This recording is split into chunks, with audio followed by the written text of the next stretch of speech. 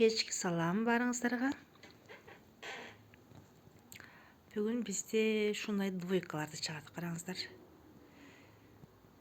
Жилети менен асты белдемче. Бунун материалы штапель, мынасы штапель.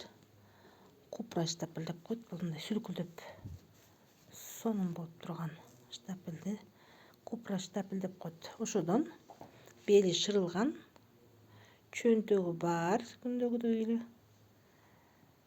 Бак койгусу чөнтөк коебуз. Ал эми бул жилети болсо бомбаргуттан. Ичи хыбы, денеге жагымдуу болсун үчүн ичин хыбы койдук. Еще буну менен мынтип байкалышып турат, караңыздар. Сонун болуп.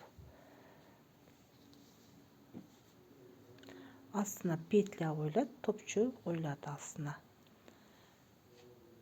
Шундай двойкаларды чыгардык бүгүн. Караңыздар, сонун расцветкалары бар. Жилети менен алат элем белдемчени дегендер болсо, кайрылсаңыздар болот. Номерди калтырам. Баарыңыздарга сунуштайм. Бул өтө сонун материал, мынач. Жеңил.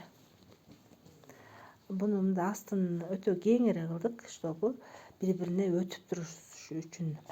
Буну кийгенде да бай юбкадай болуп мынтип жүдөмөй жок болот. Буну асты ачык да.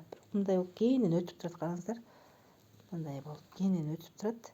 Бирок материал жука болгон үчүн ыңгайлуу болот. Баарыңыздарга сунуштайм. Видеону баарыбыз колдоп турабыз, алам дегендер болсо жазсаңыздар болот.